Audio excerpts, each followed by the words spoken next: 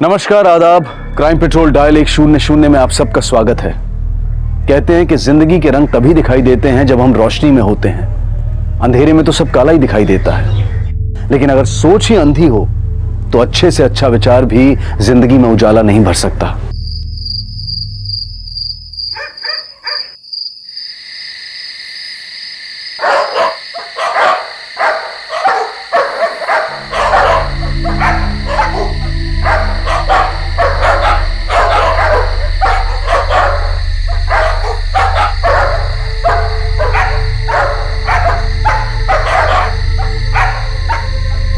শোনো না, কোথায় তুমি? ऐसा कौन सा अर्जेंसी आ गया कि तुम शादी में नहीं गए? हाँ, और विशुदा कहाँ है? विशुदा को मैं शादी के पंडाल के बाहर छोड़ा है, वो आ जाएगी कल सुबह तक। अच्छा ठीक है, तुमको आने में कितना टाइम लगेगा? अरे बाबा, मैं भी आ जाऊंगा 3-4 घंटे में। चिंता मत करो, तुम सो जाना, ठीक है?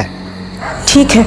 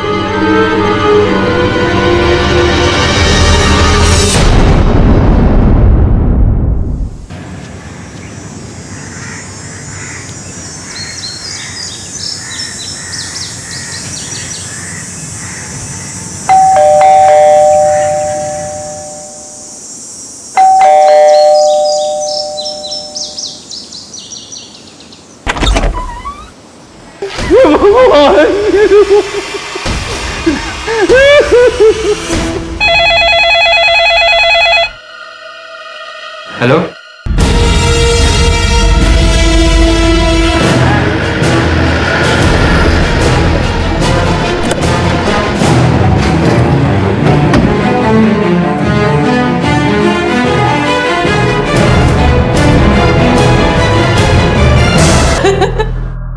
और एक छोटी भी है, शुरू भी, वो कोलकाता में है। आप कहाँ रहते हैं? इसी कॉलोनी में, थोड़ी दूरी पे। विशुदा जी, आप रात में कहाँ थी? हमारे रिश्तेदार के यहाँ शादी थी, मैं वहीं गई हुई थी। आपके पेरेंट्स नहीं गए थे शादी में? माँ का शरीर खराब था, बाबा गए थे, लेकिन उनको कुछ काम आ गया तो उन्होंने मुझे वहीं छोड़ दिया। जब मैं लौट रही थी तो चाचा का फोन आया था। जी, मुझे तो वो कन्हई ने बताया था। कन्हई कौन? दादा की कंस्ट्रक्शन कंपनी में काम करता है। सर, लगता है सारे मर्डर लूट के इरादे से किए गए हैं और सबको एक ही तरीके से मारा गया है। शायद किसी भारी चीज से वार किए गए हैं सबके सर पे। भूत प्रेत, काला जादू, ये सब तो अंधविश्वास के हथकंडे हैं। हत्या तो इंसान ही इंसान की करता है। प्रमिला, सुकेंदु और उनके सर्वेंट गणेश की हत्या भी किसी काले जादू का नहीं, बल्कि किसी की काली नीयत का ही परिणाम थी।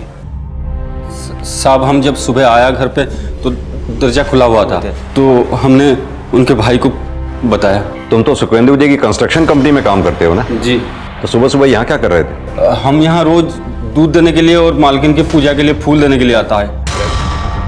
बनर्जी, बॉडीज को पोस्टमार्टम के लिए भेजो। सर,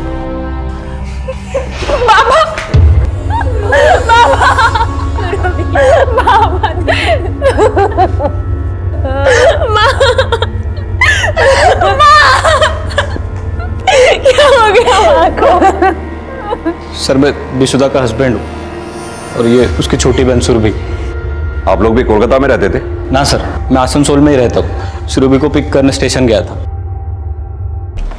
सर, आसपास का एरिया सर्च किया, कहीं कोई सीसीटीवी नहीं है और लोगों से पूछताछ की, तब भी इस घर में किसी आने जाने वाला का कोई क्लू नहीं मिला। तो फिर डॉग स्क्वाड को बुलाओ। अगर ये काम इसी एरिया के किसी आदमी का है तो हो सकता है कोई लीड मिले।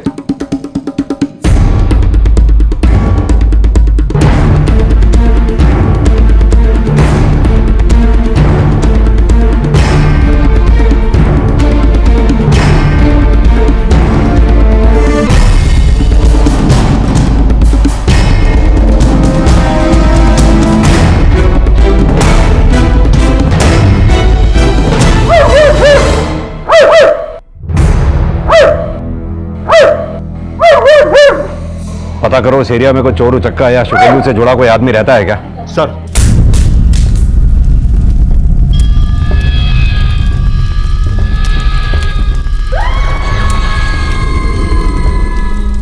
सर, कन्हई भी इसी बस्ती में रहता है।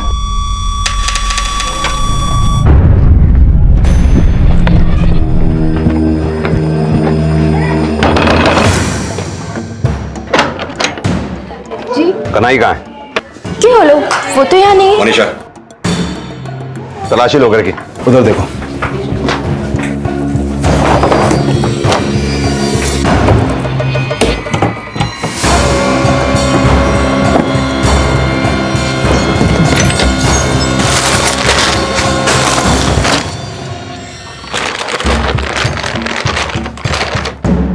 सर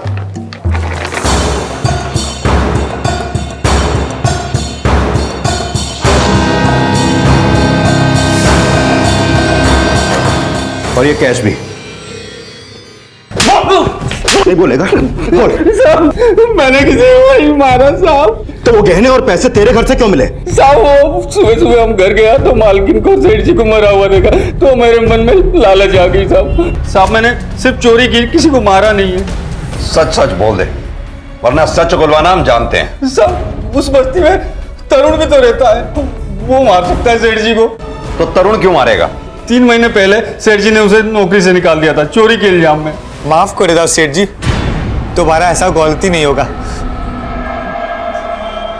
हमको नौकरी से मत निकालो। बस तरुण, अब तुझ पर बिल्कुल विश्वास नहीं कर सकता मैं। जाओ मेरी जाओ देखे, और आज के बाद अपनी शक्ल भी मत दिखाना मुझे। जाओ। फिर उसे किसी ने काम नहीं दिया, लेकिन वो 2 महीने पहले दोबारा सेठ जी के पास आया काम मांगने के लिए और गिड़गिड़ाने लगा। सेठ जी को उस पर तरस आ गया। सेठ जी, हमको हमारा गलती का एहसास हो गया सेठ जी। हम आपके पाँव पकड़ता है सेठ जी, हमको खाली एक मौका दे दो। ए, उठ उठ। सेठ जी, देखो, हम तुमको सुपरवाइजर तो नहीं रख सकता, लेकिन हाँ, अगर दिहाड़ी मजदूर करके काम करना चाहते हो तो आ सकते हो। जिस दिन आओगे 150 रुपए दूंगा। 150 रुपया? हाँ, 150 रुपया। वो हाँ तो बोल दिया था, लेकिन अंदर ही अंदर बहुत नफरत पाता था सेठ जी के लिए, क्योंकि सेठ जी ने उसे सुपरवाइजर से दिहाड़ी मजदूर बना दिया था। बहुत कड़वा बोलता था वो सेठ जी के बारे में। गनीमत है कि सेठ जी ने तुझे जेल नहीं भेजा और दोबारा काम पे भी रख लिया। तो क्या एहसान किया? साला हमको सुपरवाइजर से दिहाड़ी मजदूर बना दिया, हमारा मजबूरी का फायदा उठा रहा हूँ। देखना, एक ना एक दिन सुकेंदु सेठ को हम उसका औकात जरूर दिखा देगा उसको। मुझे पक्का यकीन है उसी ने ही सेठ जी को मारा होगा। चोरी के इल्जाम में निकाले गए चोर ने सिर्फ हत्या की और तूने चोरी। बेवकूफ समझता है हमें। सब मैं सच बोल रहा हूँ, मैंने किसी को नहीं मारा। इसकी तब तक खातिरदारी करो जब तक ये सच ना बोले। ये तरुण के घर की तलाशी लो और उसको बुलाओ, और हाँ, ये शुकेंदु के भाई को भी बुलाओ। सब।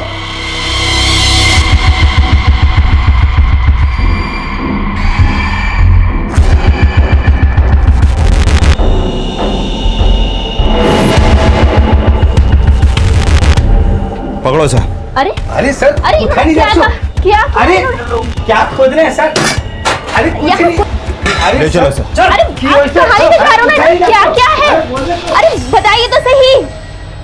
हाँ सर, मैं भी शुकेंदु दादा के साथ काम करता था। ये तरुण कौन है? सुपरवाइजर था, पर सर माल के लेन देन में घपला किया तो उसे निकाल दिया था। पर सर दादा बहुत दयालु थे, जब वो गिड़गिड़ाने लगा तो उसे परमानेंट तो नहीं किया, पर हाँ दाढ़ी मजदूरी पे रख लिया था।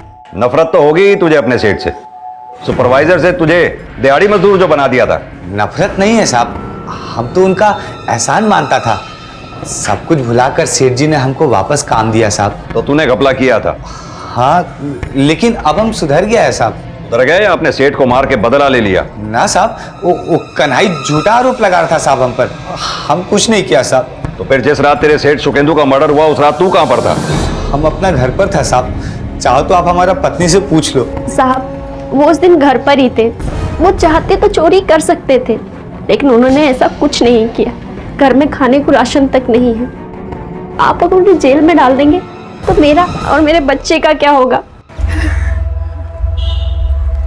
चुप हो जाओ दीदी। विशुदा, सौरभी, तुम दोनों मेरे साथ मेरे घर पे चलो। हमें नहीं जाना। देखो विशुदा, मैं जानता हूँ कि तुम मेरे साथ नहीं रहना चाहती, लेकिन अब इस हालात में, इस माहौल में तुम दोनों अकेले कैसे रहोगे इस घर में? अब इस घर में कोई नहीं है। प्लीज मेरी बात मानो और मेरे साथ चलो। मुझे मेरे हालात पे छोड़ दो, तुम जा सकते हो।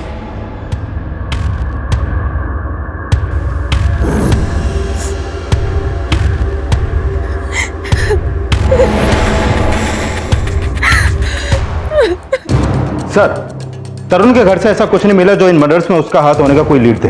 ये भी साफ है कि तरुण जरूरतमंद है। अगर ये मर्डर उसने किए होते तो वो चोरी भी कर सकता था, लेकिन चोरी कन्हई ने की। लेकिन ये भी तो हो सकता है कि कन्हई मर्डर चार्ज से बचने के लिए तरुण को दोषी ठहरा रहा हो सकता है सर, लेकिन बहुत मानने के बाद भी कन्हई ये नहीं कबूल रहा कि ये मर्डर उसने किए हैं। सर, ये भी तो हो सकता है कि कन्हई ने सिर्फ चोरी की, लेकिन मर्डर तरुण के बजाय किसी और ने, क्योंकि सुकेंदु बहुत बड़ा बिजनेसमैन था।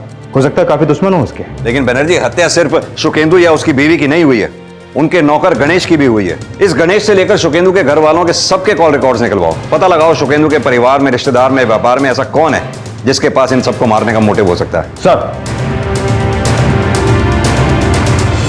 इस ट्रिपल मर्डर को सुलझाने के लिए सुकेंदु और उसके परिवार के दुश्मनों का पता लगाया जा रहा था, लेकिन वो औरत कौन थी जो काला जादू को इन हत्याओं की वजह ही नहीं मान रही थी, बल्कि इन हत्याओं से खुश भी थी? क्या उस औरत का सुकेंदु के परिवार से कोई कनेक्शन था?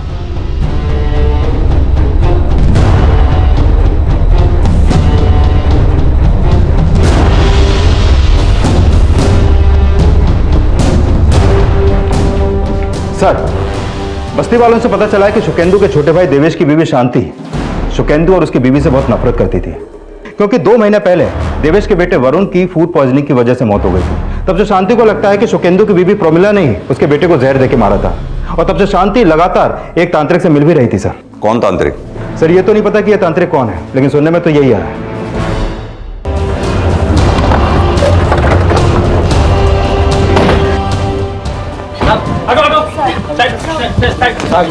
हटिए। कहाँ है? आइए सर, अंदर बंद करके रखा हमने।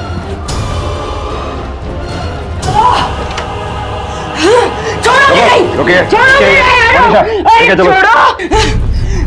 हटिए, रास्ता दीजिए। नहीं, किसी को नहीं छोड़ूंगी।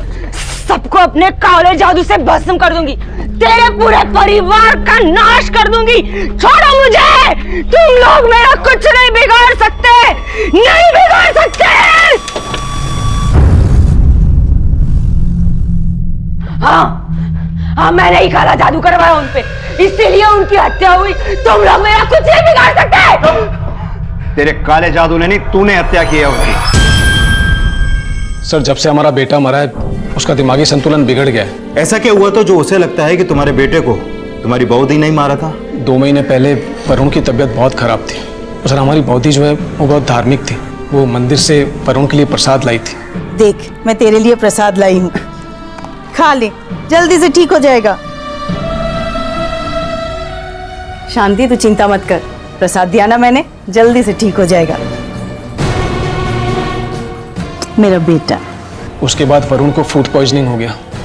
हॉस्पिटल ले जाते समय रास्ते में उसने दम तोड़ दिया। बस सर, तभी से शांति को लगता है कि बौदी ने वरुण को मारने के लिए टोना टोटका किया है, और सर इसीलिए वो टोना टोटका करके उनसे बदला लेने की सोच रही है। कौन से तांत्रिक के पास जाती थी वो? सर, वो हाईवे के पास उसकी कुटिया है।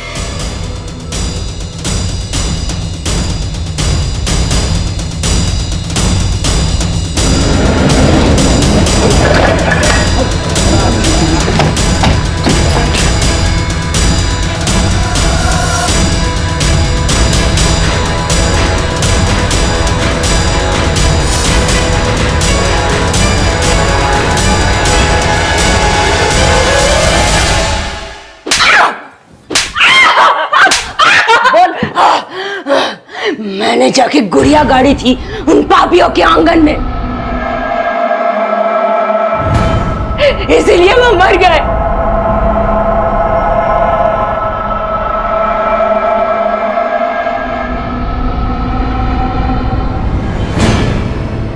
सर, हो सकता है शांति ने अपने अपराध को टोटके का नाम देके ये गुड़िया यहाँ पर गाड़ दी हो।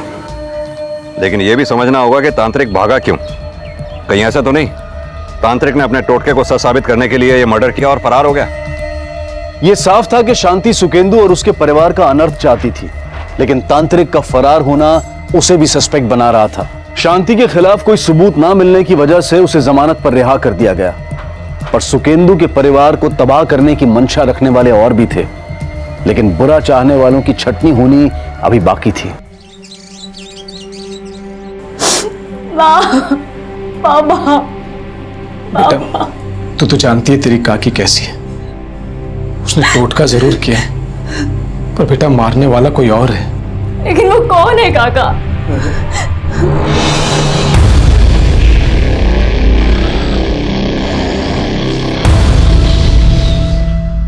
मर्डर का टाइम? सर, गणेश और प्रोमिला की हत्या रात 11 से 12 बजे के बीच हुई और रात 11 बजे तक सुकेंदु की फोन की लोकेशन शादी के वेन्यू की थी और ठीक 12:30 बजे तक सुकेंदु का फोन हीरापुर एरिया में एक्टिव था। सर, पता चला है सुकेंदु का एक छोटा भाई भी है।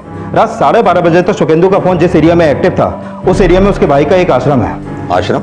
वो सन्यासी है सर, भगवान की तरह पूछते हैं लोगों से, विजय बाबा के नाम से जानते हैं। ये देखिए सर, उस तांत्रिक की कुटिया उसके आश्रम से ज्यादा दूर नहीं।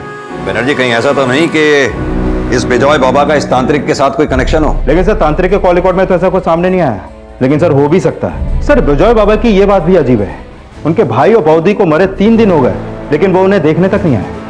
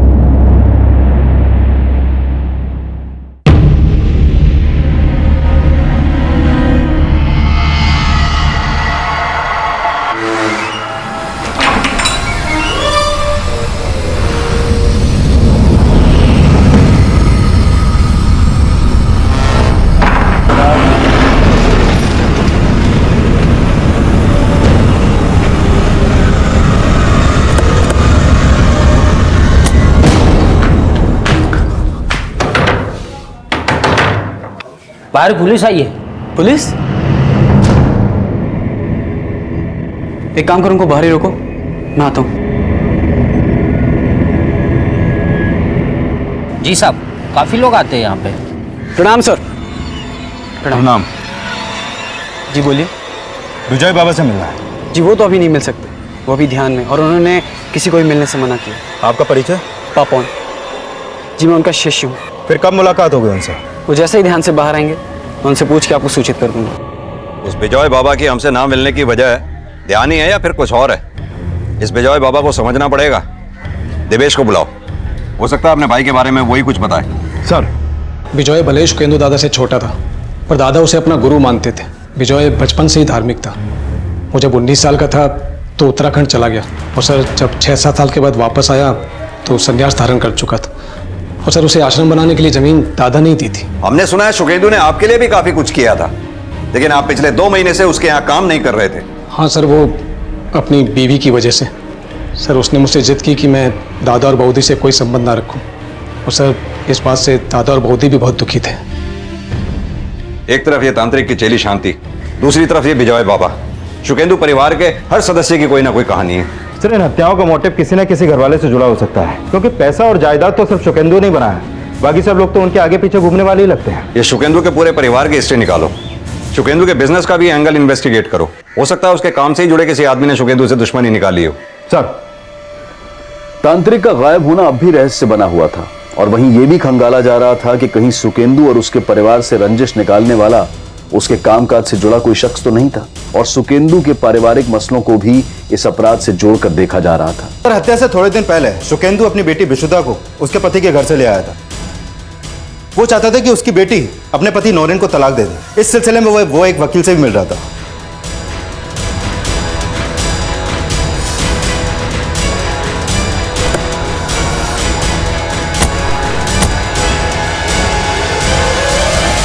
सर, नौरेन मुझे मेंटली बहुत टॉर्चर करता था क्योंकि मैं उसे बच्चा नहीं दे पाई। पहले तो बाबा ने नौरेन को एक मौका दिया, लेकिन फिर एक दिन अचानक मुझे घर ले आए और बोले कि मैं नौरेन से तलाक दिलवा दूंगा। नहीं सर, मैं वसुधा श्री में खुद से अपसेट था। अब मियाँ बीवी के बीच में अगर बच्चा ना हो तो थोड़ी बहुत तो खिटपिट होती रहती है सर। लेकिन उसी बात का बाबा ने बतंगड़ बना दिया और विशुदा को घर से ले गए।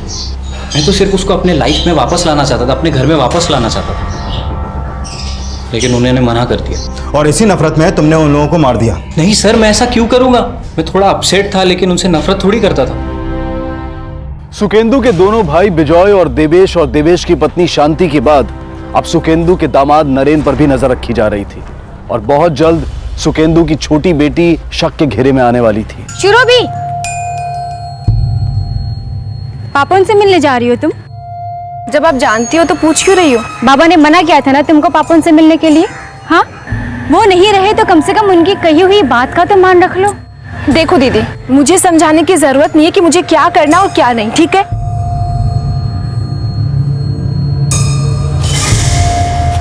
दीदी पैसे। मुझसे पैसे मांगेगा तू?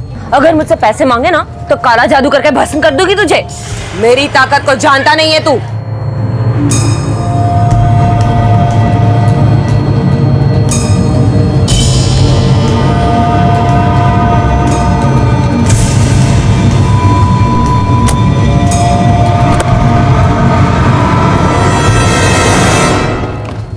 सर, नौरेन को भूमि होटल के पास एक लड़की के साथ देखा गया।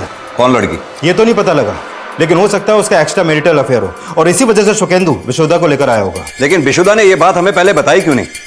अगर नौरेन का किसी के साथ एक्स्ट्रा मैरिटल अफेयर है तो उसका सुकेंदु और उसकी बीवी को मारने के पीछे क्या मोटिव हो सकता है? सर, मोटिव का तो पता नहीं, लेकिन विशुदा की छोटी बहन शुरोभी का एक झूठ सामने आया है। सर, हमें बताया गया था कि जिस रात मर्डर हुआ उस समय शुरोभी कोलकाता में थी। एक छोटी भी है, शुरोभी, वो कोलकाता में है। लेकिन शुरोभी के फोन की लोकेशन के हिसाब से वो आसनसोल में ही थी और उसकी एक नंबर पे लगातार बात हो रही थी और इन दोनों फोन की लोकेशन आसनसोल की ही थी। पता करो कहीं वो नंबर नौरेन का तो नहीं है। सर, शांति, ये सब नहीं होगा मुझसे। एक बार कहा ना, करना पड़ेगा। मुझे सिद्धि प्राप्त करनी है। क्या हो गया है तुम्हें? मेरी समझ से तो बाहर होती जा रही हो तुम। लेक्चर मत दो, जितना कहा है उतना करो।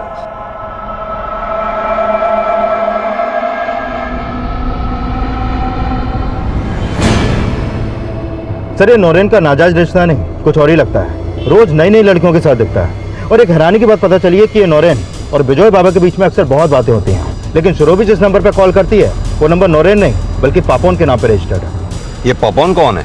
बिजॉय बाबा का शिष्य। सर, पता चला है कि शुरोभी का आश्रम में बहुत आना जाना है।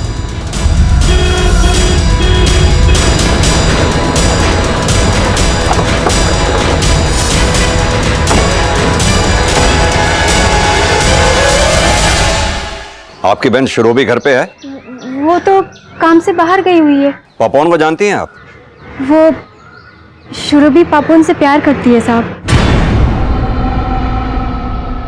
पहले तो बाबा को पापोन से कोई प्रॉब्लम नहीं था, लेकिन कुछ दिन पहले बाबा ने शुरोभी को पापोन से मिलने के लिए मना कर दिया। शुरोभी, ना चुप।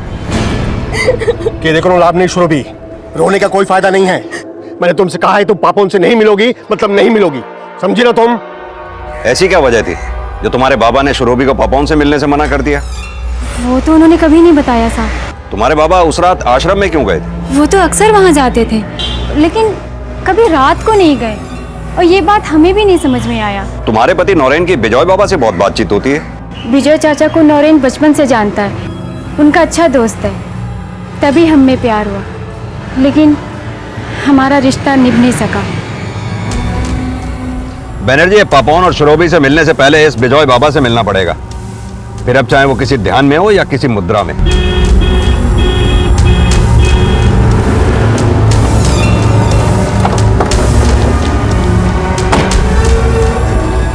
सर आप कहाँ जा रहे हैं? बिजॉय बाबा जी से मिलना है। सर गुरुजी ध्यान में है, वो आपसे नहीं मिल सकते? तोड़ दो उनका ध्यान। सर गुरुजी का ध्यान ऐसे नहीं टूट सकता। तो हम तोड़ देते हैं उनका ध्यान। रुकिए, आ रहा हूं मैं। उस रात शुकेंदु आपके आश्रम में आए थे? जी हाँ, आए थे।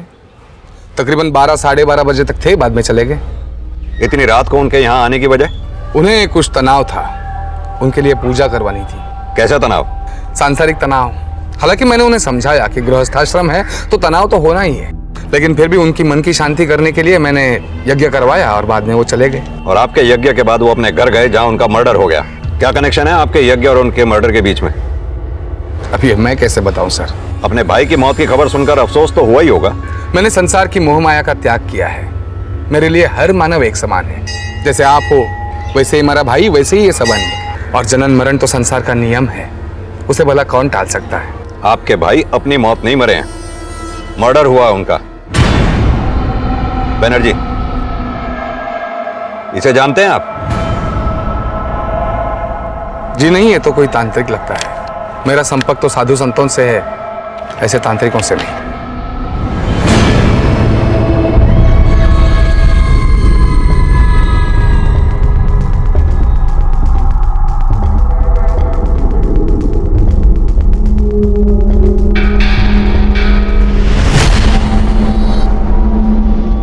सर मुझे नहीं लगता शुकेंदु को कामकाज का कोई तनाव होगा। मैंने उसका अकाउंट चेक किया, उसका काम तो काफी अच्छा चल रहा था। ये शुकेंदु उस रात घर से शादी के लिए निकला था, फिर अचानक शादी छोड़कर आश्रम जाने की क्या वजह हो सकती है उसकी? सर नौरेन, लड़कियां, आश्रम और विजय बाबा, कहीं ये एंगल प्रोस्टिट्यूशन से तो नहीं जुड़ा? ये नौरेन जिन जिन भी लड़कियों के साथ देखा गया है, पता करो उन लड़कियों का आश्रम या विजय बाबा से क्या कनेक्शन है। और ये श्रोबी और पापोन को भी बुलाओ। ये हत्या वाली रात उनके आसनसोल में होने का क्या राज है, ये हमारे लिए पता करना बहुत जरूरी है। सर शांति का पति देवेश आया है, बोला शांति नहीं मिल रही है। सर मेरी बीवी शांति आधी रात को पता नहीं कहाँ चली गई। सर बहुत ढूंढा मैंने उसे, पर कहीं नहीं मिल रही। शांति का गायब होना किसी नए अपराध का अंदेशा था। शांति की तलाश के साथ साथ सुकेंदु का दामाद भी नजर में था, और बहुत जल्द सुकेंदु के छोटे भाई विजय का नया किरदार भी सामने आने वाला था। लेकिन पहले सुकेंदु की छोटी बेटी सुरभि की भूमिका को खंगाला जा रहा था। तो तुम आश्रम में पापोन से मिलने जाती थी? सर मैं प्यार करती हूँ पापोन से। और तुम्हारे बाबा खिलाफ थे इस रिश्ते के, और हत्या वाली रात तुम कोलकाता में नहीं थी, तो क्या समझा जाए? हाँ सर, उस रात मैं पापोन के साथ थी और मैंने बाबा से भी झूठ बोला। तुमने सिर्फ झूठ ही बोला या फिर उनको मार भी दिया? क्योंकि वो तुम्हें पापोन से मिलने नहीं देते थे इसलिए। नहीं सर, मैंने नहीं मारा बाबा को। तो शुकेंदु श्रोबी को तुमसे मिलने से मना क्यों करता था? क्योंकि शुकेंदु को यह लगता था कि आश्रम की आड़ में विजय और नौरेन प्रोस्टिट्यूशन का धंधा करते हैं। प्रोस्टिट्यूशन? अब नहीं सर, मुझे इस बारे में कुछ नहीं पता। पुलिस ने जब विजय का इतिहास खंगाला तो आश्रम की आड़ में चल रहे प्रोस्टिट्यूशन रैकेट का पर्दाफाश हो गया। विजय और नरेन समेत आश्रम से जुड़े कई लोगों को गिरफ्तार किया गया, और अब यह जानने की कोशिश हो रही थी कि सुकेंदु, प्रमिला और सर्वेंट गणेश की हत्या कहीं इसलिए तो नहीं हुई थी क्योंकि सुकेंदु विजय के आश्रम का यह राज जान गया था। हमें तुम पे पहले से ही शक था, लेकिन जब हमें यह पता चला कि तुमने 6-7 साल किसी गुरुकुल में नहीं बल्कि नासिक की जेल में बिताए थे, तो हमारा शक यकीन में बदल गया। जी सर, मैं जेल में था, लेकिन जब मैं जेल से छूटा तो सुकेंदु दास से मैंने झूठ बोला कि मैं मुक्त हो गया हूँ, आध्यात्मिक हो गया हूँ। उनका विश्वास मेरे ऊपर था तो उन्होंने आश्रम बनवाने के लिए जमीन दे दी और फंड्स भी दिए। और शुकेंदु को तुम दोनों की असलियत पता चल गई। क्यों? मेरी बेटी को बांझ कहता है तू? शर्म नहीं आती तुझे? अरे तो खुद क्या है? चुल्लू भर पानी में डूब मरना चाहिए तुम्हें। और विजय, तू कितना भरोसा किया था तुझ पर, सोचा था एक अच्छे काम के लिए ये जमीन, ये सब कुछ दे रहा हूं तुझे, लेकिन तूने तो छी छी छी छी छी छी। सुकेंदु दा ने हमें एक्सपोज करने की ठान ली थी साहब। हमने मनाने की बहुत कोशिश की लेकिन नहीं माने। उन्होंने कहा कि आश्रम की जमीन उन्हें तुरंत वापस चाहिए। हमने मनाने की बहुत कोशिश की साहब, कहा ये सब छोड़ देंगे, जमीन वापस कर देंगे, और हमने शुकेंदु दा को मारने का प्लान बनाया साहब। और जमीन के कागजात वापस देने के बहाने उस रात उनको आश्रम में बुला लिया। हम लोग उन्हें मारने ही वाले थे साहब कि अचानक बौद्धि का फोन आ गया। हाँ प्रमिला, बोलो। मैं इधर आश्रम में आया हूँ, बोलो। और बौद्धि को उन्होंने बताया कि वो हमारे साथ आश्रम में है, इसलिए उस रात हमने उन्हें नहीं मारा साहब, सोचा किसी और दिन मारेंगे। तुम बोलोगे और हम मान लेंगे। नहीं साहब, हमने नहीं मरवाया, हमारा विश्वास करो साहब। तुमने ही उन्हें मरवाया और मोहरा बनाया तांत्रिक को, और अब शांति को गायब कर दिया क्योंकि तुम्हें यह लगता था कि तुम शांति की वजह से फंस सकते हो। नहीं साहब, हम किसी तांत्रिक को नहीं जानते साहब, ना किसी से कोई ताल्लुक है। बैनर्जी, ये ऐसे कुछ नहीं बोलेंगे, तोड़ाई करो इनकी। विजय और नरेन ने यह तो स्वीकारा कि वो सुकेंदु की हत्या करने का प्लान बना चुके थे, लेकिन वो अपनी इस बात पर भी अड़े रहे कि सुकेंदु, प्रमिला और सर्वेंट गणेश की हत्या उनकी प्लानिंग के तहत नहीं हुई थी। तो फिर ये हत्याएं किसकी प्लानिंग से हुई थी? शांति कहां गायब थी? और उस तांत्रिक के फरार होने का क्या रहस्य था? पुलिस इन सवालों के तार जोड़ रही थी और जल्द ही उन्हें तांत्रिक से जुड़ी एक अहम इंफॉर्मेशन मिली। चलो बाबा, चलो। बता। साहब मैंने किसी को नहीं मारा साहब। साहब मैं डर गया था, इसलिए साहब मैं वहां से भाग गया। शांति कहाँ है? मुझे नहीं पता साहब। शांति ये बात जानती थी ना कि तू कहां छिपा है? हाँ साहब, जानती थी, लेकिन साहब मैं उसे क्यों गायब करूंगा? साहब जरूर उसके पति ने ही कुछ किया होगा। उसका पति क्यों गायब करेगा? क्योंकि साहब उसने मुझे शांति के साथ देख लिया था साहब। गुरुजी प्रणाम। प्रणाम, खुश रहो। गुरुजी, मेरी शक्ति आगे नहीं बढ़ रही है। एक युक्ति सुझाता हूं, लेकिन धन लाइयो क्या? जी गुरुजी। ये क्या कर रही तू? मेरे पैसे लुटवा रही है और तुझे तो आज पुलिस में दूंगा। चल छोड़ छोड़। अरे छोड़ो मेरे गुरु को, छोड़ो। को बेवकूफ बनाता है। मेरे गुरु को छोड़ दो। अरे छोड़ दो मेरे गुरु को, छोड़ दो। साहब उसके बाद मुझे नहीं पता क्या हुआ था, मैं तो साहब वहां से भाग गया था।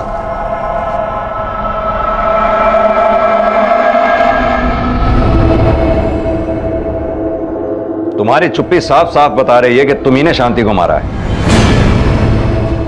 औरत अपने आपे से बाहर हो गई थी, मेरे दादा के परिवार को खत्म करना चाहती थी, अजीब अजीब तरह की साधनाएं करती थी, तंग आ गया था उससे। शांति को तो तुमने मारा ही, अपने भाई बौद्धिक गणेश को भी तुमने मारा। नहीं सर, उन्हें मैंने नहीं मारा। सर मुझे लगता है ये मर्डर तांत्रिक नहीं किए होंगे और शांति से वो गुड़िया भी उसने ही करवाई होगी, और सुकेंदु के बंगले में वो जरूर शांति के साथ या शांति के जाने के बाद वहां गया होगा। साहब मानता हूं साहब, मैं शांति के साथ गया था, लेकिन मैंने किसी को नहीं मारा साहब।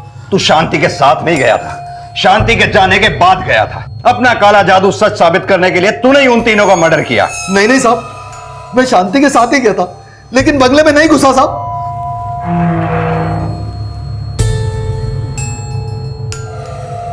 जा उस खंबे के नीचे जल्दी से काढ़ा, जा जल्दी जा। साहब उसके बाद मैं दीवार के पीछे छुप गया। मैंने देखा कि कंबल ओढ़े एक आदमी बंगले के अंदर जा रहा था। साहब मर्डर उसी ने किया होगा साहब। कौन था वो? साहब अंधेरा बहुत था, इसलिए मैं उसे देख नहीं पाया साहब। सर अगर तांत्रिक सच बोल रहा है तो कौन हो सकता है वो? कन्हई? वो कन्हई है या कोई और होगा उसी बस्ती का, लेकिन ऐसे कोई नहीं बताएगा, सच उगलवाना पड़ेगा। एक काम करते हैं, जो लोग भी अपने रेडार पे हैं सबसे अच्छी तरह से दोबारा पूछताछ करते हैं। सर सीसीटीवी में साफ दिखाई दे रहा है कि तुम ही वहां कमरे में घुसे थे। सर मैं नहीं गया था, वो तुम्हारा ही चेहरा था उसमें। सीसीटीवी फुटेज में तू ही था ना? मैं नहीं था सर। देख सच सच बोल। अगर तू नहीं तो उस सीसीटीवी फुटेज में तेरा भूत है क्या, तो तेरे सेठ के घर में कंबल ओढ़ के घुस रहा है? सीसीटीवी? देख तरुण, तेरा भांडा फूट चुका है। हमें पता चल चुका है कि तूने ही अपने मालिक, मालकिन और गणेश का कत्ल किया है। हम तो साहब। बनर्जी उगलवाओ से सच।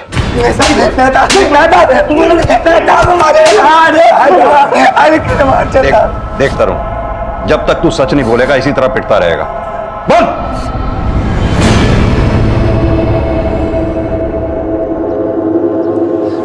सेठ जी बोलो। सेठ जी हमारा पत्नी का डिलीवरी है सेठ जी, तो 10,000 रुपया उधार दे सकते हैं?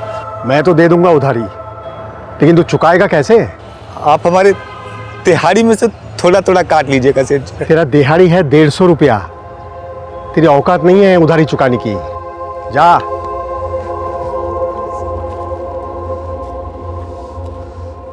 साहब इतना कमाता था, 10,000 रुपया क्या बड़ा बात था उसके लिए, लेकिन उसने साहब हमको नीचा दिखाया। तभी हमने सोचा साहब उसका घर में हम चोरी करेगा। हमको पता था साहब कि वो उसका पत्नी और उसका बेटी शादी में बाहर गया हुआ है और घर में गणेश अकेला होगा। तरुण तुम? अरे दादा वो नींद नहीं आ रहा था ना, तो सोचा आपके पास समय बिताता हूँ। सेठ जी घर पे नहीं, बाद में आना। अरे गणेश दादा की बोलते हो? चलो सेठ जी घर पे नहीं, बाद में आना।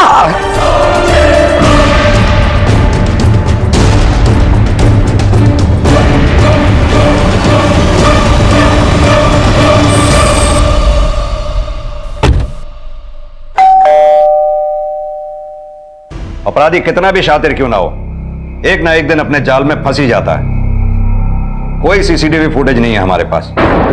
हाँ, और तुझे क्या लगता है तेरे सेठ ने तुझे चोरी करते पकड़ के तुझे बेइज्जत किया था? नहीं, उल्टा तेरे सेठ ने तेरे पे तरस खा के अपने यहां तुझे दिहाड़ी मजदूर बनाया। इतना ही नहीं, बल्कि तेरी बीवी की डिलीवरी के लिए उसने 10,000 रुपए भी छोड़े थे।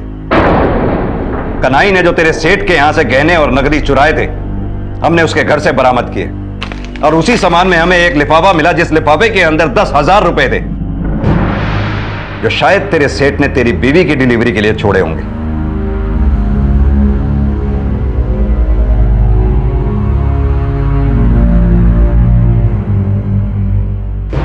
एक पुरानी कहावत है, चोर चोरी से जाए हेरा फेरी से न जाए।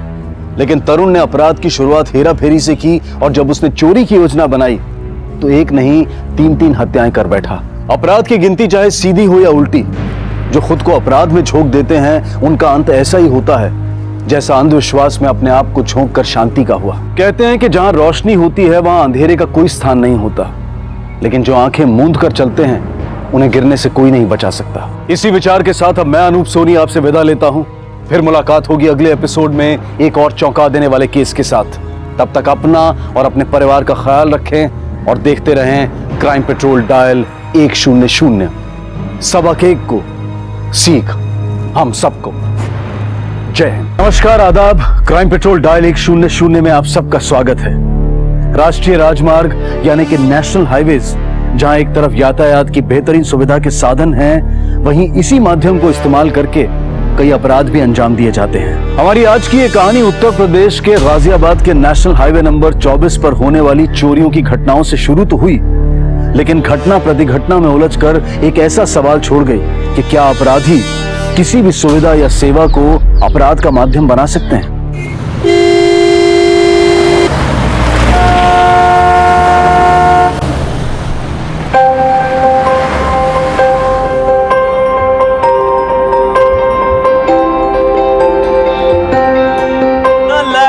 मोबाइल फोन कंप्यूटर नहीं आता है, माता जी से कर लो चैट, आज जगराता है। मम्मी, ये हाथ देखो कैसा लग रहा है? तो बहुत सुंदर लग रहा है, और जब तुम पिंक लहंगा पहनोगी ना तो और अच्छा लगेगा। अच्छा, मैंने ना तुम्हारे लिए और हार खरीदा है, वो उस वाले पैकेट में रखा हुआ है।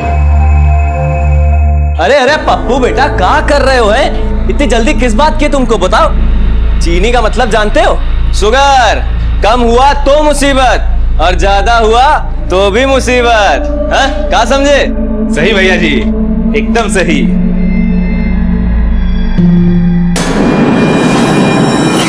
शिल्पी, शिल्पी बेटा देखिए तो, शिल्पी को चक्कर आ रहे हैं। देखिए शिल्पी को कुछ हो रहा है। शिल्पी, अरे सुनिए ना, शिल्पी को कुछ हो रहा है।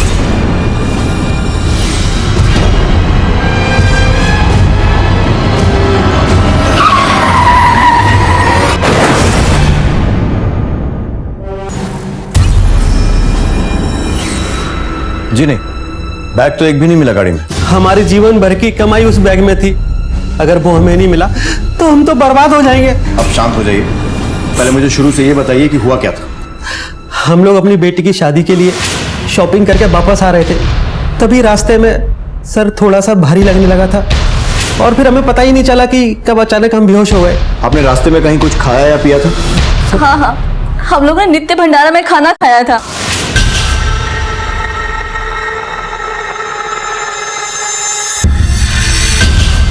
नित्य भंडारा?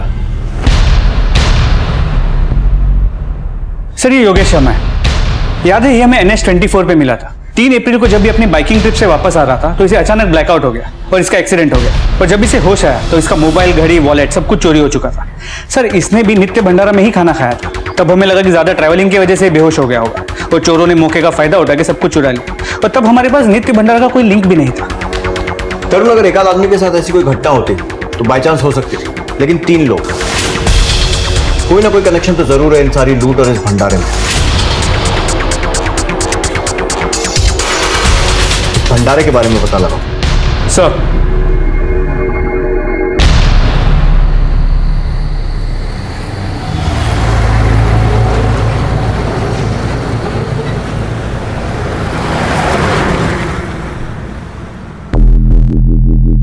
इस भंडारा की सारी इंफॉर्मेशन निकाल ली।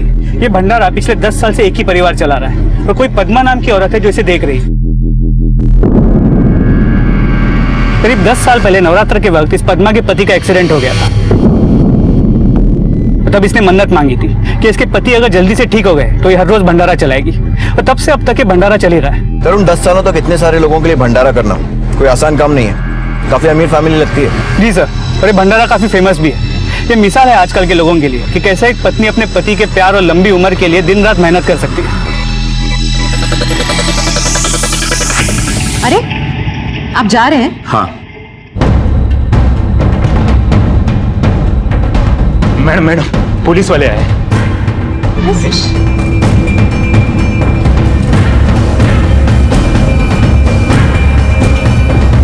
सर, मुझे लगता है आप लोगों को कोई गलतफहमी हो रही है। इन चोरियों से हमारे भंडारे का कोई लेना देना हो ही नहीं सकता। सर, हम खानदानी अमीर हैं, हमें ऐसा कुछ करने की बिल्कुल जरूरत नहीं है। ईमानदारी से लोगों को खाना खिलाते हैं और पुण्य कमाते हैं। लेकिन जिन सभी लोगों के साथ लूट की वारदात हुई है, उन सभी ने आपके इस भंडारे में खाना खाया था, और उनकी ब्लड रिपोर्ट ये साबित करती है कि उनके खाने में कोई नशीला पदार्थ मिला हुआ था। सर, ऐसा भी तो हो सकता है कि ये नशीली दवाई किसी और ने खाने में मिलाई हो। रोज सैकड़ों लोग आते हैं यहाँ पर।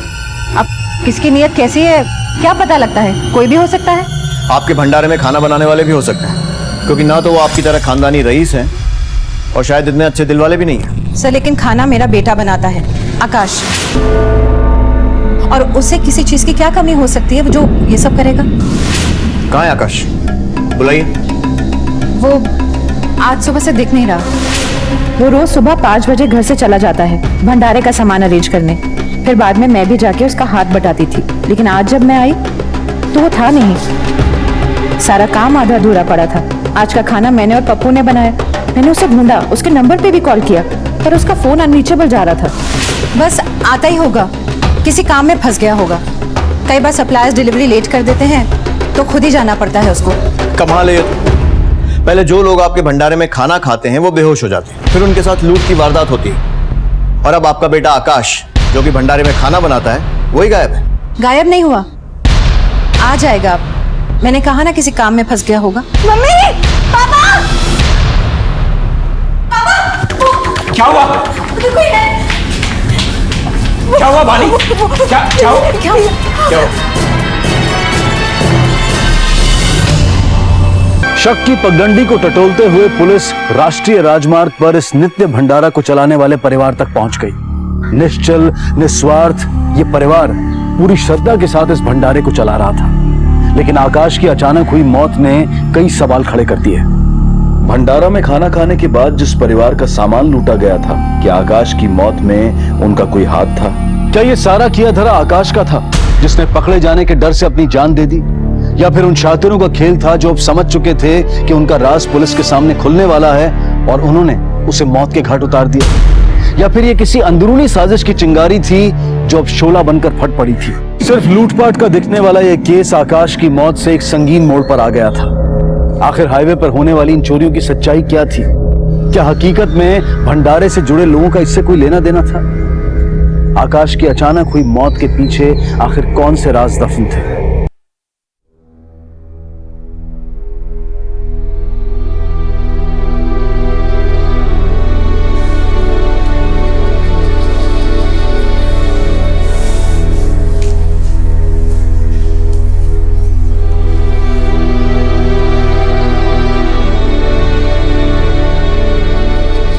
पद्मा, संभालो अपने आप को। मैं तुम्हारा दुख समझ सकता हूं। बंद करो अपना ये नाटक। तुम्हें आज तक मेरी फिक्र थी ही कब? और आकाश के जिंदा रहते भी तुमने कभी उसकी परवाह ही कहाँ की? जाओ यहां से। मुझे मेरे बेटे के साथ अकेला छोड़। पोस्टमार्टम रिपोर्ट के मुताबिक आकाश की मौत 13 मई को सुबह 5 और 6 के बीच हुई थी। मौत सर पे वार की वजह से ही हुई। सर कहीं ऐसा तो नहीं कि आकाश को पता चल गया था कि इन चोरियों के पीछे कौन है और इसलिए उसे मार दिया गया ताकि ये सच्चाई बाहर ना आ सके? चोरी के माल का कोई क्लू मिला? सर अब तक तो कुछ नहीं, लेकिन सारे ज्वेलर्स को अलर्ट कर दिया है। अगर कोई ज्वेलरी बेचने की कोशिश करेगा तो पकड़ा जाएगा। गुड। तरुण, एक बात और गौर की, आकाश का खून स्टोर रूम में हुआ था। इसका मतलब जिसने भी ये किया है उसकी पहुंच भंडारे के अंदर तक थी, वो भी आराम से। राइट सर, भंडारे के स्टोर रूम में बिना रोक टोक सिर्फ वही जा सकता है जो अंदर काम करता हो। कहीं आकाश के मर्डर के पीछे वहाँ काम करने वाले पप्पू का हाथ तो नहीं? साहब, माता रानी की कसम खा के कहता हूँ साहब, आकाश भैया तो मेरे बड़े भैया जैसे थे। वो हमारे लिए सब कुछ थे साहब। भैया जी, भारी ब्लंडर हो गया। क्या हुआ?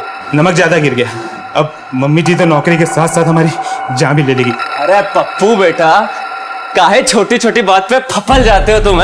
रुको, अभी देखो जादू। ये देखो, एक, ये दो, हाँ, इसको 15 मिनट तक रखो, है? सारा नमक सोख लेगा और फिर निकाल लेना, किसी को पता नहीं चलेगा। भैया जी, आपने तो मेरी नौकरी बचा ली, धन्यवाद। अरे हमारा उपकार मानना छोड़ो, काम में ध्यान दो। है और तो और उस सवेरे हम वहाँ थे भी नहीं। उस दिन हम भंडारे में वहाँ लेट से पहुंचे थे। तो और कौन मार सकता है आकाश को? साहब, आकाश भैया इतने बड़ी आदमी थे कि इनको कोई कैसे मार सकता है। बस यही सोच सोच के हमारा तो कलेजा फटा जा रहा था।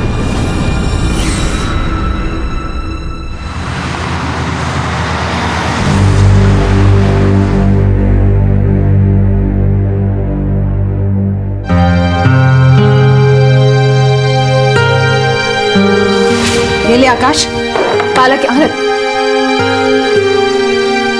आकाश, क्या हुआ? सब ठीक है ना? हाँ माँ, सब ठीक है। तो फिर कितना तेज बुखार है तुझे? आकाश, मुझे बताया क्यों नहीं? और क्या जरूरत थी यहाँ आने की आज? हाँ माँ, आप चिंता मत करो, मैं ठीक हूँ। मैं कुछ नहीं सुनने वाली। ला मुझे दे। छोड़िए सब, मैंने कहा ना, छोड़िए सब। तू घर जाके आराम कर, मैं यहाँ पे काम खत्म करके वहीं आती हूँ। नहीं माँ, आप जाओ, मैं सब देख लूंगा।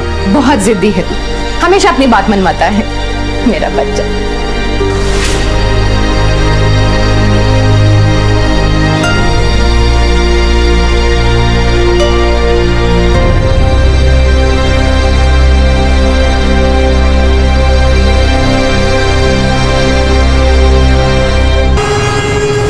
ये क्या हो रहा था यहाँ? तुम यहाँ? तुम्हें शर्म नहीं आती? इसी जगह पे तुम्हारा भाई और तुम? मार तो तुमने आकाश को बहुत पहले ही दिया था, अब क्या खून के आंसू बहा रही हो? और वैसे भी इतने सालों से मैं भी मरी रही हूँ।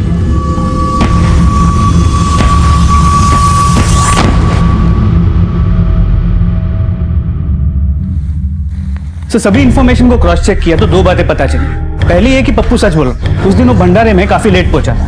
और दूसरी बात ये कि जब हमने आकाश के कॉल रिकॉर्ड्स को चेक किया, पता चला कि वो एक नंबर पे बहुत ज्यादा बात करता था। वो नंबर किसी सीमा शुक्ला के नाम पे रजिस्टर्ड है। सर, ये उसकी फोटो है जो हमें टेलीफोन कंपनी ने भेजी है।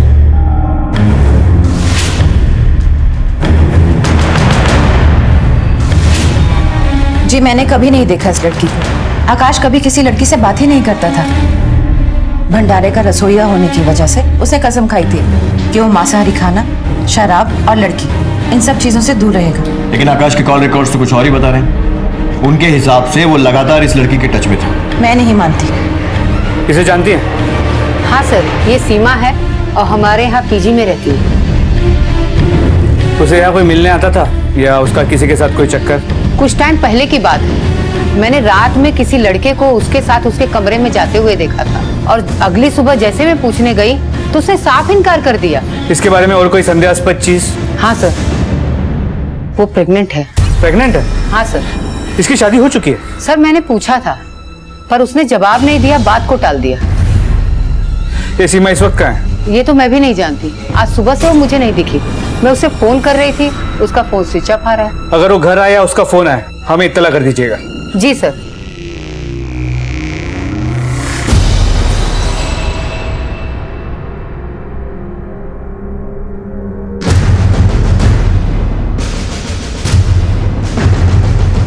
उस समय तो बहुत सुना रही थी तुम, अब क्या हुआ?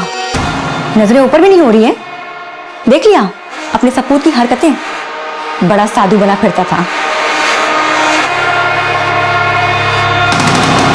सर एक शॉकिंग न्यूज़ है, सीमा मिसिंग है। हम उसके घर से होके आ रहे हैं। उसके मकान मालिक का कहना है कि उसका एक लड़की के साथ चक्कर चल रहा है और वो कल रात से घर भी वापस नहीं आई है। तरुण, पहले आकाश का खून हुआ और जब उसका लिंक सीमा से जुड़ा तो सीमा गायब हो गई। केस उलझता जा रहा है। सर एक बात तो पक्की है, इन दोनों के बीच ताल्लुकात तो थे। अब आकाश की मौत में उसका हाथ है या नहीं ये पता लगाना होगा। मैं एक काम करता हूँ, भंडारे के आसपास पूछताछ करता हूँ, शायद सीमा को किसी ने वहां देखा हो। तुमने सीमा का मोबाइल लोकेशन ट्रेस किया? जी सर, उसके मोबाइल की आखिरी लोकेशन मिल गई, मरीवाड़ा के पास के पक्के तालाब की है। हम वही जा रहे हैं।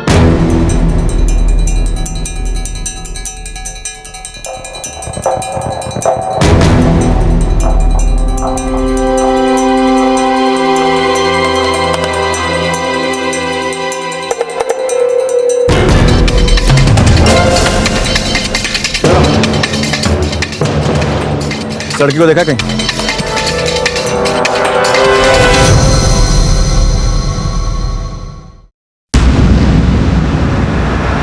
सर! हाँ साहब, देखा है। कहाँ देखा है? जब आकाश भैया की शोक सभा थी तो मैं उनके घर पे इंतजामों में मदद करने गया था। तब ये लड़की करीब सवेरे 10 बजे शोक सभा खत्म होने के बाद मम्मी जी से मिलने घर पे ही आई थी। आपने हमसे झूठ बोलकर हमें गुमराह करने की कोशिश की। पप्पू ने हमें सब बता दिया कि उसने आपको और सीमा को देखा था एक साथ आकाश की मौत के तुरंत बाद। अब बताएंगी झूठ क्यों कहा? हाँ, वो लड़की आई थी मेरे घर पर सर, पर वो झूठ पे झूठ बोले जा रही थी। मैंने उनसे कोई झूठ नहीं बोला सर, मैंने सब सच बोला है।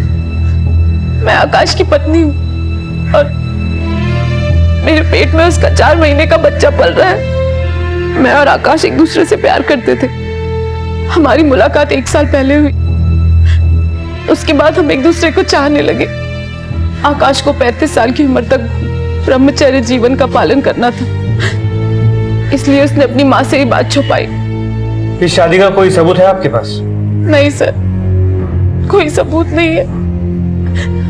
हमने छुप के मंदिर में शादी की थी और अपनी माँ के डर के मारे आकाश ने कोई फोटो भी नहीं खींची। जब मुझे आकाश की मौत के बारे में पता चला तो मैं उसके घर गई थी और मैंने उसकी माँ को सब सच सच बताया, पर उन्होंने मेरी एक भी नहीं मानी और मुझे धक्के दे के वहां से निकाल दिया।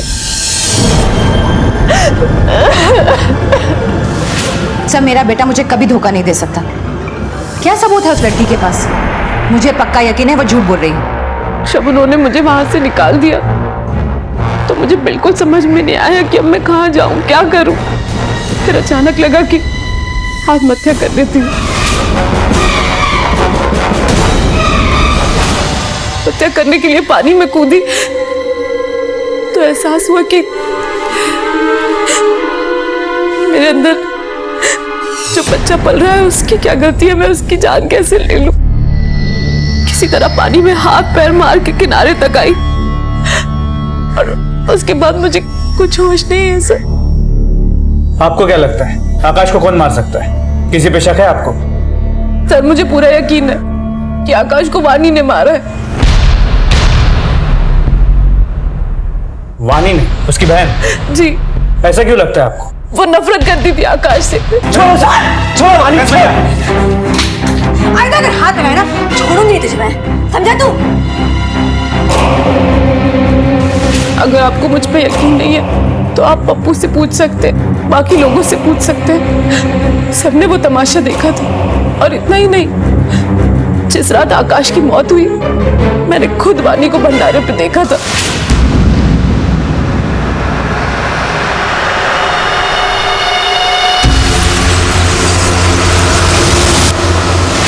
सर मैं और आकाश भंडारे के पास एक जगह मिलते थे। आकाश ने मुझे भंडारे में आने के लिए सख्त मना किया हुआ था। मैं वही आकाश का इंतजार कर रही थी। मैंने बहुत देर इंतजार किया, उसे फोन भी लगाया पर वो नहीं आया। इसके बाद मैं वापस चली गई। दूसरे दिन जब मैं वापस वहां पहुंची तो आकाश की लाश।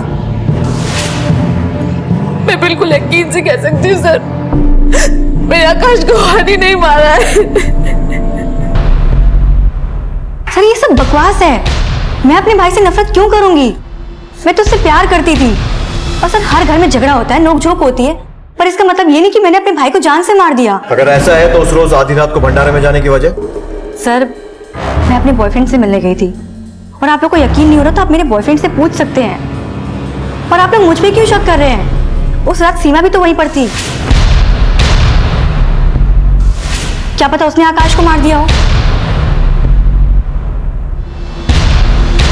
सर ये वाणी तो बड़ी टेढ़ी चीज लगती है। और कहानी में ये सीमा का ट्विस्ट हमें किसी अलग ही डायरेक्शन में ले जा रहा है। देखा जाए तो आकाश और सीमा एक रिलेशनशिप में, कहीं उन दोनों के बीच कोई अनबन हुई हो तो? तरुण, ये भी तो हो सकता है कि हाईवे पर हो रही चोरियों में वानी का हाथ है, जिसके बारे में आकाश को पता चल गया और वानी नहीं आकाश को। पर बड़ा सवाल यह है कि वानी खुद एक अमीर बाप की बेटी है, जिसे कम से कम पैसों की कमी तो नहीं होगी, फिर वो ये सब चोरियां क्यों करेगी? इस केस में आरोप प्रत्यारोप का एक ऐसा खेल शुरू हो चुका था जिसकी वजह से पुलिस अब तक सच्चाई से दूर थी। इस केस का हर एंगल उन्हें एक ऐसी गली में ले जा रहा था जिसके आगे सिर्फ डेड एंड नजर आ रहा था। इतना तो साफ हो गया था कि परिवार में रिश्ते जहर भरे थे, कोई भी किसी को भी नुकसान पहुंचा सकता था। आखिर आकाश को किसने और क्यों मारा? क्या सीमा अपने और आकाश के रिश्ते के बारे में सच बोल रही थी? हाईवे पर होने वाली चोरियों का राज क्या था? सवाल कई थे लेकिन जवाब के इंतजार में थे।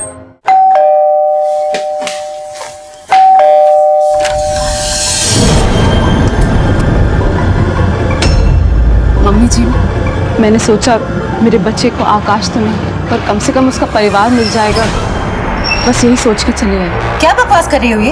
हाँ चलो निकलो निकलो यहाँ से। फातिमा, इसे यहीं रहने दो, हमारी बहू है। इस कलमुही ने हमारे बेटे को फंसाया और आप इसी का साथ दे रहे? तमाशा मत करो, तुम्हारी भंडारे में चलती है वही बहुत है। ये घर मेरा है, मैं निर्णय करूंगा कि यहाँ कौन रहेगा कौन नहीं। चलो बेटा। अरे लेकिन लेकिन कुछ नहीं कहा ना मैंने। चलो बेटा।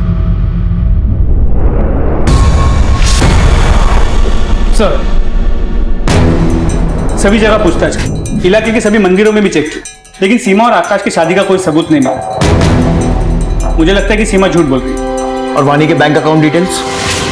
तो वो भी चेक किया, लेकिन उसके अकाउंट में कुछ नहीं मिला, सभी अकाउंट्स खाली है।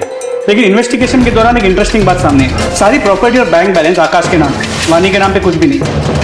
ऐसा क्या? वो भी तो उस घर की बेटी है। जब यही सवाल मैंने उनके फैमिली लॉयर से बोला तो एक नया एंगल सामने आया। क्या? हमें पता चला है कि वानी आपकी नाजायज बेटी है, क्या है सच? जी हाँ, ये सच है। बहुत साल पहले मुझसे गलती हो गई थी, वानी उसी का नतीजा है। मुसीबत तो तब हो गई जब वानी की माँ गुजर गई और उसे मुझे अपने साथ लाना पड़ा। तब पद्मा को मेरे अफेयर के बारे में पता चला, लेकिन मैंने इन्हें माफ कर दिया और वानी को अपनी बेटी के रूप में एक्सेप्ट कर लिया। घंटा एक्सेप्ट किया इन लोगों ने मुझे। 14 साल से ये लोग जिसे घर बोल रहे हैं वो घर नहीं, एक मकान है, और उस मकान में सड़ रही हूँ मैं। घर दीवारों से नहीं, घर वालों से बनता है, और यहाँ सारे रिश्ते नाते सब कुछ फेक है।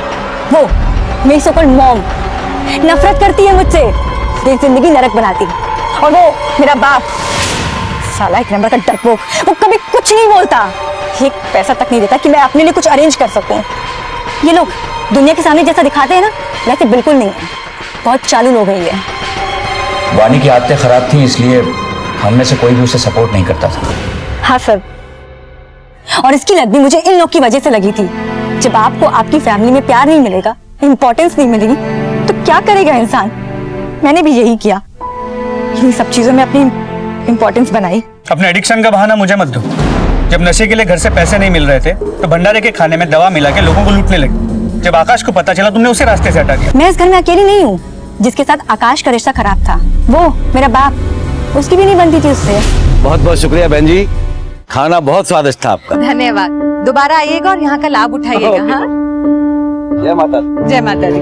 आकाश, हाँ माँ, तुझे पता है आज भंडारे में लगभग 200 लोग आए थे और कहीं भी जरा सी भी कोई भी गड़बड़ नहीं हुई, और ये सब सिर्फ तेरी वजह से। थैंक यू माँ। मैं बहुत खुश हूँ कि तू इन जैसा नहीं है। इन जैसा? क्या मतलब क्या तुम्हारा? क्या बोलना चाहती हो? ये मत भूलो कि ये भंडारा मेरे पैसों से चलता है, क्योंकि मैंने चलने दिया अब तक। अरे तुम्हारी औकात नहीं है एक वक्त की रोटी भी कमा सको। आप कुछ ज्यादा ही बोल रहे हैं। माँ से आपको ऐसे बात करने की जरूरत नहीं है। तू समझाएगा मुझे? तू समझाएगा मुझे किससे कैसे बात करनी है? पापा आप भूल रहे हैं कि मैं भी जवान हो चुका हूँ, हाथ पैर मैं भी चला सकता हूँ। 4 लोगों के सामने बेइज्जती करने से अच्छा है कि आप यहाँ से निकल लें।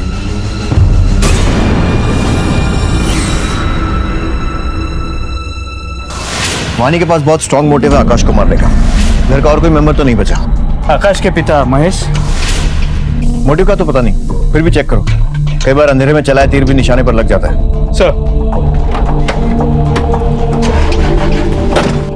मिल गई तसल्ली तुम्हें? इतने साल तक मैंने सच को छुपा के रखा था, मिला दी ना सारी इज्जत मिट्टी में। अच्छा ही हुआ, मैं भी इस नाटक से परेशान हो गया था।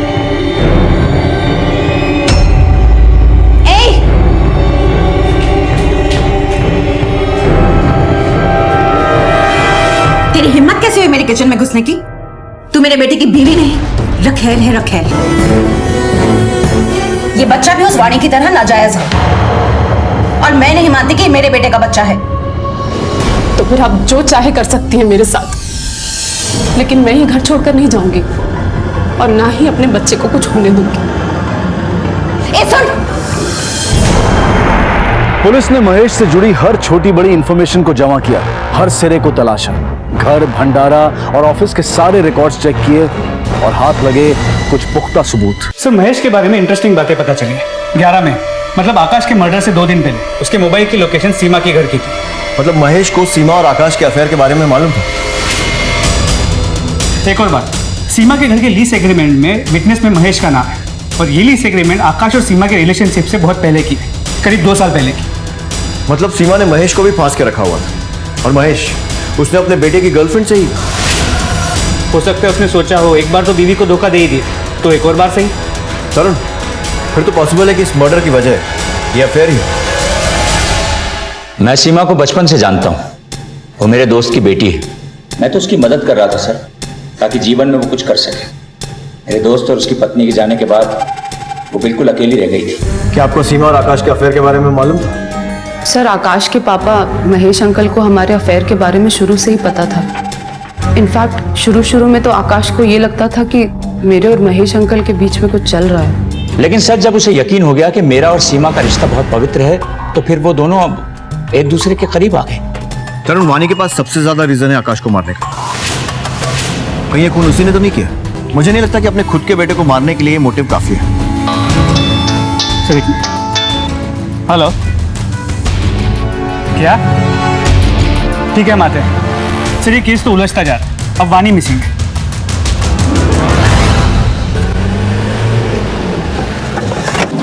कब से लापता है वानी? जी, कल से ही। वो कल से लापता है और आप लोगों ने कोई मिसिंग कंप्लेंट दर्ज नहीं कराई। कैसे बाप आप हैं? वानी तो अपनी ही मर्जी से चलती है सर, वो कहाँ किसी की सुनती है। हमें लगा आ जाएगी, कहीं दूर चली गई होगी।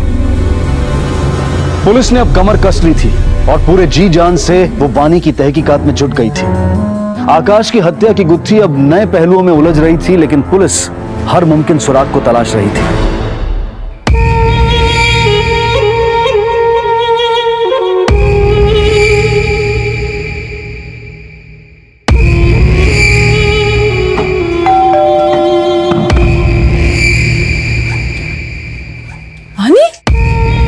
मानी, क्या हुआ तुम्हें? अरे संभालो अपने आप को।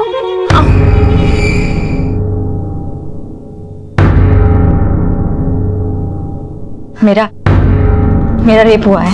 क्या? किसने किया आपके साथ ये सब? मैंने उनका चेहरा नहीं देखा, वो 2 लोग थे। सर, मैं इस घर से दूर जाना चाहती थी। मैं एक गली में पहुंची तो अचानक से पीछे से हमला हुआ। कहां पर हुआ था ये सब? मुझे कुछ याद नहीं। सर प्लीज, आप लोग कुछ मत पूछिए मुझसे। देखिए, हमें आपका फौरन मेडिकल टेस्ट कराना होगा और जो कपड़े आपने उससे... कोई मेडिकल चेकअप नहीं करवाना है। मैं बस भूलना चाहती हूँ इस हादसे को। मुझे कोई कंप्लेन नहीं करवानी। आप लोग प्लीज जाइए यहाँ से, प्लीज।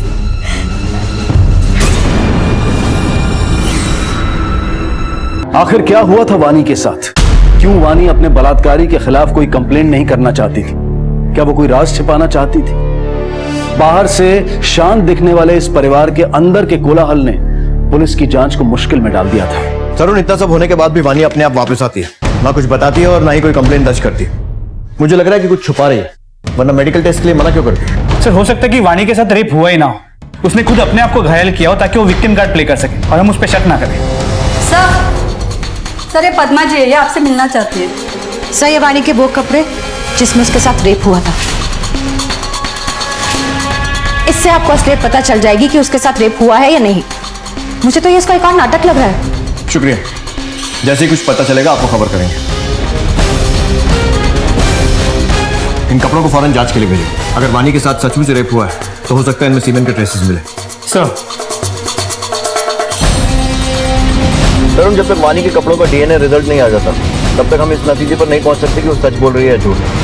तब तक वानी और महेश दोनों हमारे प्राइम सस्पेक्ट हैं। हेलो, ठीक है, हम अभी आते हैं। सर, किसी ने चोरी की ज्वेलरी बेचने की कोशिश की और हमारे कांस्टेबल ने ज्वेलरी शॉप ओनर की मदद से उसका स्केच बनवा लिया है। सर, ये तो मुन्ना है। ये हमारे भंडारे में काम किया करता था, लेकिन 8-9 महीने पहले हमने इसे निकाल दिया था। निकालने की वजह? वैसे तो ये आकाश का खास था, लेकिन मैंने इसे चोरी करते हुए रंगे हाथों पकड़ लिया था। ये हमारे भंडारे में से सामान चुराकर बाजार में सस्ते दामों पे बेचा करता था। कि मुन्ना रहता कहाँ? तरुण, एक बात समझ में नहीं आ रही। अगर मुन्ना को इतने महीनों पहले भंडारे से निकाल दिया गया था तो फिर भंडारे के खाने में नशीली दवा मिलाकर हाईवे पर चोरियां कौन कर रहा था? सर, ये भी तो मुमकिन है कि भंडारे में अभी काम करने वाले किसी आदमी को मुन्ना ने अपने साथ मिला लिया। पॉसिबल है।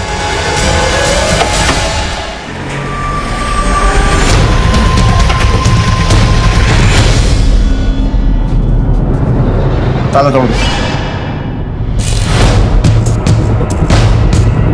अंदर चेक करो अच्छे से, पूरे में।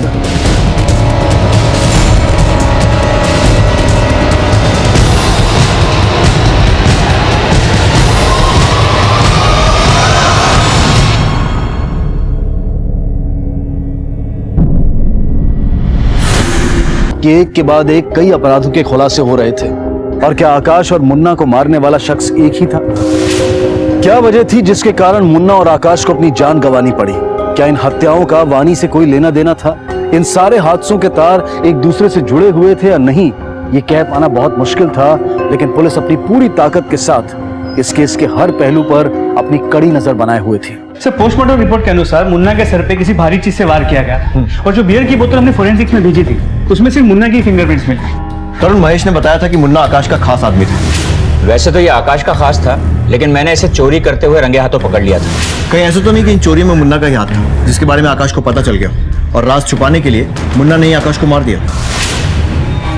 लेकिन फिर मुन्ना को किसने मारा? आकाश की पिछले 10 महीने की हिस्ट्री निकालो, पता करो कि नौकरी से निकाले जाने के बाद मुन्ना और आकाश टच में थे या नहीं। सर,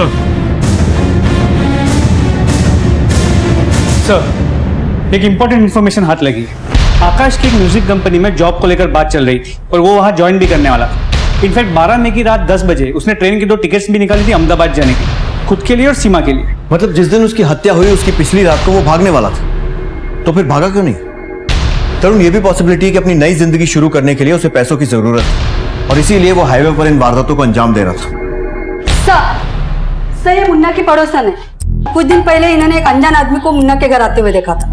उस आदमी की शक्ल पहचानती हैं? जी सर। स्केच आर्टिस्ट से स्केच बनवाओ। सर, चलिए। सर, ये रहा स्केच।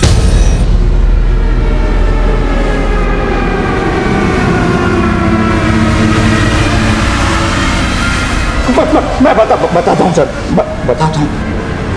उन चोरियों में मेरा ही हाथ था सर। भंडारे में जो भी थोड़ा पैसे वाला दिखता था। मुन्ना को नौकरी से निकालना भी मेरा ही प्लान था, ताकि मैं उसे इस काम के लिए इस्तेमाल कर सकूं। कई सालों से भंडारा चला रहे हो ना, तो इतने सालों के बाद ऐसा कौन सा पहाड़ टूट पड़ा कि लोगों को लूटने की नौबत आ गई? सांस लेना मुश्किल हो गया था मेरा, सिर्फ एक गलती की वजह से। कौन सी गलती? ये भंडारा जो है सारी दुनिया के सामने पति पत्नी के प्रेम की निशानी था, और दरअसल था वो एक तमाचा जो मेरे मुंह पर रोज पड़ता था। उसने मेरी नाजायज बेटी वानी को घर के अंदर तो ले लिया, पर कभी अपनाया नहीं, न खुद उसके पास गई, न मुझे उसके पास जाने दिया। तभी मैंने तय कर लिया कि ये भंडारा बंद करके उसका सर शर्म से नीचे झुका दूंगा। और किसी और को पता न चले इसलिए मुन्ना को भी मार दिया? मैंने मुन्ना को नहीं मारा, मैं तो उससे चोरियां करवाता था बस। 17 मई को कहां थे? हापुड़ में था सर। सर, मुझे पता है आप लोग मेरा विश्वास नहीं कर रहे हैं, आप अपने तरीके से पता कर सकते हैं। मैं सच बोल रहा हूँ। 17 तारीख को पूरा दिन वो हापुड़ के होटल में ही था। मुझे नहीं लगता कि मुन्ना के खून में उसका हाथ है। सर, एक और बात, वानी के कपड़ों की प्रिलिमिनरी रिपोर्ट आ गई, उससे प्रूव होता है कि उसके साथ रेप हुआ था। इसका मतलब वानी जानबूझकर कुछ छुपाने की कोशिश कर रही है, क्योंकि जिस दिन वानी गायब हुई थी उसी शाम को मुन्ना की हत्या हुई थी और अगले दिन वानी वापस आ गई थी। तरुण, टाइम आ गया है कि टेढ़ी उंगली से सच को बाहर निकाला जाए। सर, फोरेंसिक रिपोर्ट आ गई। वानी के कपड़ों पे मिला सीमेंट मुन्ना के डीएनए से मैच करता है। हाँ सर, मुन्ना मेरे ही हाथों मर गया और मुझे कोई अफसोस नहीं है, क्योंकि वो जीने के लायक ही नहीं था। लेकिन वो तो सिर्फ तुम्हारा ड्रग सप्लायर था ना, तो ऐसा क्या हुआ था तुम दोनों के बीच? मुन्ना को नौकरी से निकाले जाने के बाद मैंने दूसरे ड्रग सप्लायर से ड्रग लेना शुरू कर दिया था, क्योंकि उसकी क्वालिटी अच्छी थी। पर कुछ दिन के बाद मैंने उस सप्लायर को फोन किया तो उसका फोन नहीं लग रहा था और सर मुझे तलब लग रही थी। फिर उसी बीच मुझे पप्पू मिला और पप्पू ये बात अच्छे से जानता था कि जब मुझे तलब लगती है तो मुझसे बर्दाश्त नहीं होता है। तो उसी ने मुझे मुन्ना के पास ले जाने का ऑफर दिया और वहां पर टॉप क्वालिटी है, आजकल तुम जो यूज करती हो ना उससे बहुत अच्छी। टॉप क्वालिटी ही यूज करती हूँ। बोलिया, कौन है बाप मेरा? फायदा उठाया था। नौकरी से निकाले जाने के बाद भी वो चुपके चुपके भंडारे में आया करता था मेरे बाप से मिलने, और ये बात पप्पू को पता थी। तो तुमने इस रेप का पूरा सच और मुन्ना की मौत की बात हमें तब क्यों नहीं बताई थी? मैं डर गई थी, मैं वहां से जान बचा के भागी। मुझे नहीं पता था कि मुन्ना मर चुका है। वो तो बाद में पप्पू ने मुझे बताया कि मुन्ना की मौत हो गई है, और सर उसी ने मुझे बोला कि हम दोनों की भलाई चुप रहने में है, तो इसीलिए सर मैंने कुछ भी नहीं बोला। चल, सच सच बता, क्यों किया इतना घिनौना कांड? साहब, वो वानी नाजायज थी, पर फिर भी उसमें बहुत अकड़ थी। साहब, आकाश भैया मेरे लिए सब कुछ थे। तब मैंने और मुन्ना ने मिलकर वानी को सबक सिखाने का सोचा, ताकि उसकी अकड़ तोड़ सको। तूने हमसे ये बात क्यों छुपाई कि इन चोरियों में महेश का हाथ है? हाँ साहब, अगर ये बात मैं किसी को भी पता था तो मेरी नौकरी चले जाती, और वैसे भी आकाश भैया के बात को पता चल चुका था साहब। और क्या क्या मालूम है तुझे? देख, सच सच बताना। आकाश भैया ने मरने के एक दिन पहले मुझे एक राज की बात बताई थी कि वो ये सब चीज छोड़कर सीमा भाभी के साथ कहीं दूर चले जाना चाहते।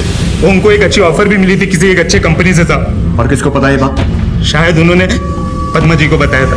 हाँ सर, बताया था उसने मुझे। अब तू भी मेरा दिल तोड़कर जाएगा? शायद मेरी किस्मत ही। नहीं माँ, मैंने सोचा जरूर था, पर मैं कर नहीं पाया। मैं कहीं नहीं जा रहा हूँ माँ, आपके पास ही रहूंगा। सच? हाँ।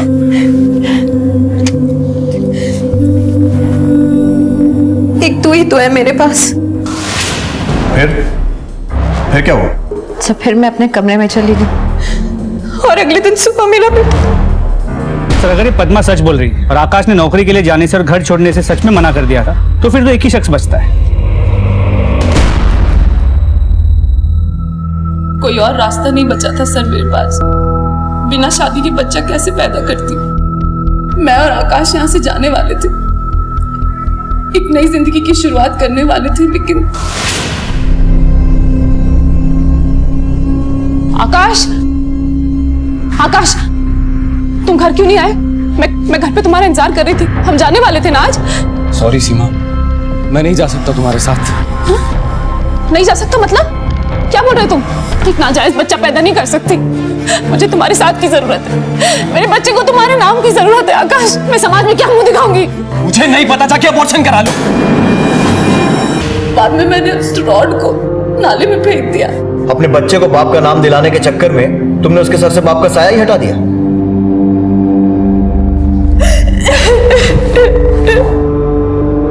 एक दूसरे को ना समझ पाने की वजह से कितनी ही जिंदगियां बर्बाद हो गई। अगर इंसान अपनी सोच को, अपने दिल को थोड़ा सा बड़ा करे तो मामले सुलझ सकते हैं। इसी विचार के साथ अब मैं अनूप सोनी आपसे विदा लेता हूं। फिर मुलाकात होगी अगले एपिसोड में एक और चौंका देने वाले केस के साथ। तब तक अपना और अपने परिवार का ख्याल रखें और देखते रहें क्राइम पेट्रोल डायल 100। सबक एक को, सीख हम सबको। जय हिंद। इस तरह के और भी एपिसोड देखने के लिए हमारे चैनल को सब्सक्राइब करें और बेल आइकन दबाना ना भूलें।